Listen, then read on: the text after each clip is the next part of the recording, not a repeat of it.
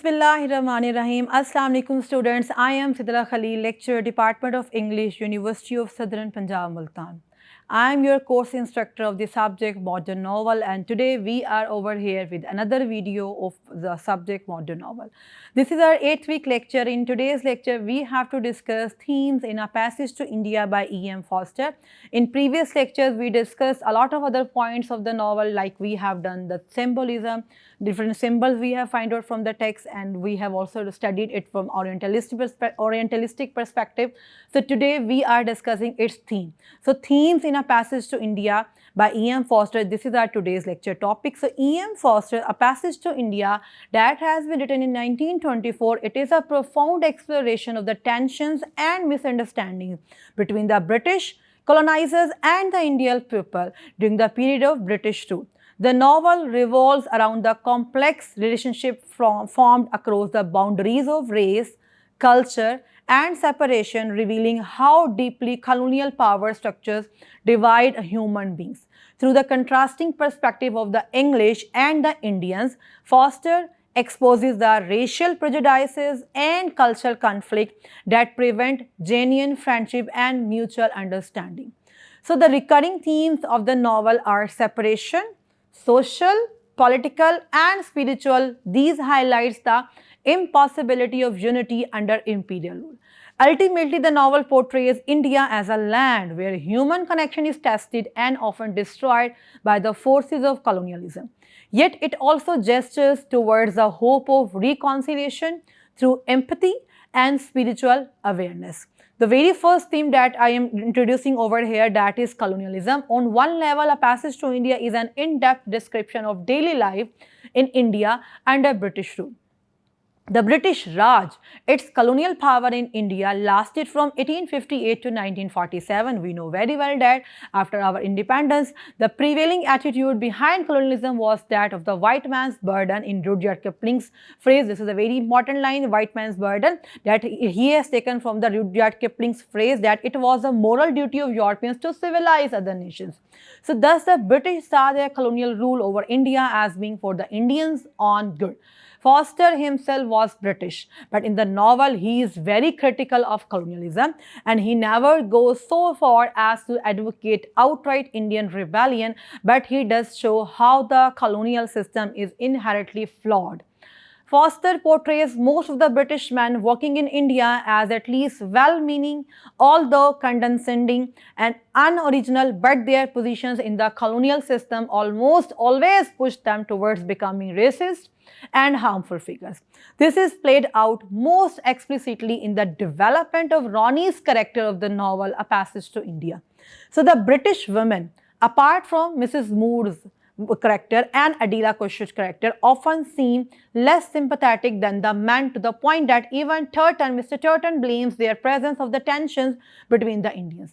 The women don't have the daily labor and the interactions with the Indians that the men do, but they are generally more racially hateful and condescending, and perhaps this is because they are usually so isolated from actual Indian society.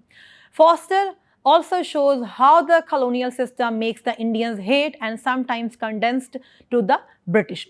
So the colonialists are by necessity in the role of oppressor, no matter how individually kind or open-minded they might be. This is best shown in the changes to Dr. Aziz's character throughout the novel, as he grows from laughing at and befriending the English to actively hating them in the last portion of the novel. Although Forster ultimately offers no concrete alternative to British colonialism, his overall message is that colonialism in India is a harmful system for both the Britishers and for the Indians as well. So friendship like that between Dr. Aziz's character and Fielding are a rare exception, not the rule, and even such friendship are all but destroyed or thwarted by the problems and tensions of colonialism. So this is about the theme of the colonialism. Next theme is the muddles and mysteries. So throughout the novel, Forster uses the words muddle, that is, India is a muddle, and mystery as distinctive terms to describe India. Actually, a muddle implies chaos and meaninglessness, mess, while a mystery suggests that something is confusing, something is having a mystery over here, but with an underlying purpose or the mystical plan on the English side. Fielding sees India as a model, though a sympathetic one, while Mrs. Moore and Adela, they approach the country with a scene of mystery. For as Adela said that I want to see the India, I want to see the real India. Foster himself often uses orientalizing terms to describe India, portraying it as a model that is unable to be understood or properly described by Westerners.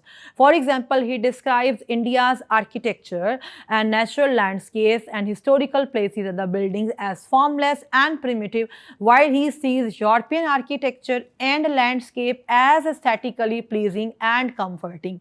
So, in this way, Foster and his British characters as outsiders cannot help but view India as a model they can never comprehend and they can never understand, and one that, despite Foster's critique of colonialism, might benefit from Western civilization and reasoning. Next theme is friendship. Despite its strong political overtones, A Passage to India is also a deep psychological portrayal of different individuals as Foster describes his characters' inner lives and their interactions with each other. The subject of friendship becomes very important as it is shown as the most powerful connection between the two individuals apart from their romantic love. So, this subject relates to the Foster's humanistic philosophy, which says that friendship, interpersonal kindness, and respect can be the greatest force for good, but in the novel, friendship must always struggle with the cultural divides, and it is also the imbalance in power enforced by the colonial system.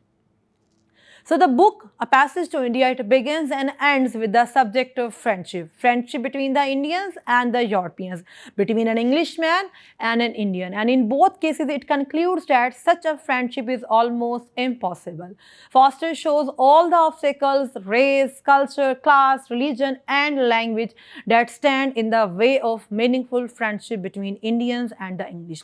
So no matter an individual's best intentions, the English view the Indians as inferior, while the Indians, including the character of Dr. Aziz, he views the English as both cruel oppressors and foolish foreigners. Next theme is division versus unity. Ideas of division and unity are important in A Passage to India in both a social and spiritual sense. The social and cultural divisions between English and the Indians are clear, but India itself is also internally divided. The phrase 100 Indians is used several times to describe the model of country, model of India, where Hindus and Muslims are divided against each other and even among themselves. So the best hope Foster proposes for the Coptic division lies in the idea of unity, it particularly of the spiritual kind. Most of the novel's main characters are Muslim or the Christians, but the book's final dissection focuses on the Hindu side, that is, a temple portion is there, Hindu side of the India as introduced by the character of Professor Godbole. So Hinduism has many gods and rituals as we know, but certain aspects of it incline towards the pantheism, which is the belief that all things are essentially one and of a divine nature. So Foster shows this sense of spiritual unity in several places, like the liberal Christians willing to accept monkeys into heaven, and Hindus like Godbole who try to accept even a vase as divine. Mrs. Moore starts to feel dissatisfied with the small-mindedness of Christianity when she reaches India, and her character also leans towards a Hindu kind of unity as she too feels connected to a vast inner room. This kind of empathy and unity between living things is a positive force, is a positive thing for the Foster's character and regarding Foster as well, and he implies that it may be the best hope for both friendship between individuals and peace between culture. So concluding all the themes of today's lecture, through all of the themes that we discuss in our today's lecture, Foster reveals how imperial power, racial prejudice, and cultural misunderstandings make real friendship between East and West almost impossible. So the novel, it ends with the separation, emphasizing that True unity can only come when colonial domination ends. Then they will be have a good friendship, or it can be said that there is a reconciliation. So this is all about our today's lecture. In today's lecture, we have discussed about the themes of the novel by A Passage to India by E.M. Foster. I hope so that students you understand all the point very well. And if you have any kind of a confusion, you can ask questions from me in your discussion room. Thank you so much for listening me. Allah Hafiz.